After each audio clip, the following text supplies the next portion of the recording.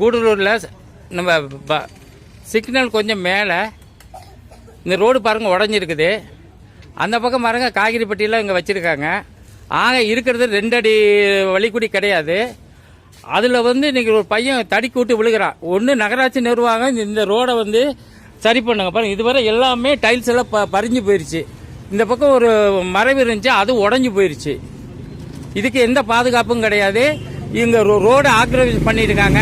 இதனாலவே சிறு வியாபாரிகள்லாம் ரொம்ப பாதிச்சிருக்காங்க.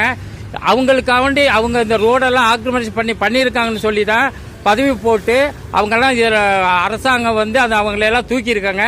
மீண்டும் இவங்களே இப்படி செய்யணும். அப்போ சிறு வியாபாரிகள் செய்யாமல் இருப்பாங்களா? இது ரொம்ப கண்டிக்கத்தக்கது. என்னோட கண்ணுக்கு முன்னாடியே இது விழுந்தது, நான் கண்ணால் பார்த்தது. ஒன்று நகராட்சி நிர்வாகம் சரியான நடவடிக்கை எடுக்கணும். இப்படி காயமான பாருங்க, அந்த ஆள் தடிக்கூட்டி விழுந்து இப்போ இவ்வளவு தூர காயம் இருக்குது.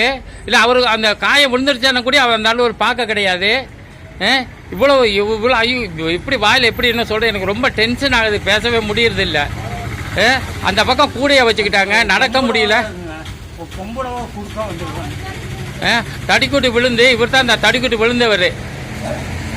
இது ரொம்ப ஒரு எவ்வளவோ நம்ம சொன்னாலும் உங்களுக்கு இன்னும் சரியா உங்களுக்கு புரிஞ்சு செய்கிறாங்களா, புரியுது செய்கிறாங்களா? தம்பி மேலே விழுந்துட்டாரு. இப்போ நான் பஸ்வராஜ் டாக்டர் சார்கிட்ட வந்தேன். அவர் முதலுதவி பண்ணியிருக்காரு. பாருங்க, நல்லா அடிபட்டு கையில் காயம்பட்டு இப்போ பஸ்வராஜ் சார் தான் முதல் செஞ்சுருக்காரு. அவருக்கு கோடான கோடி நன்றி. SLM மீடியா சார்பாக கோடான கோடி நன்றியை தெரிவித்துக் கொள்கிறேன்.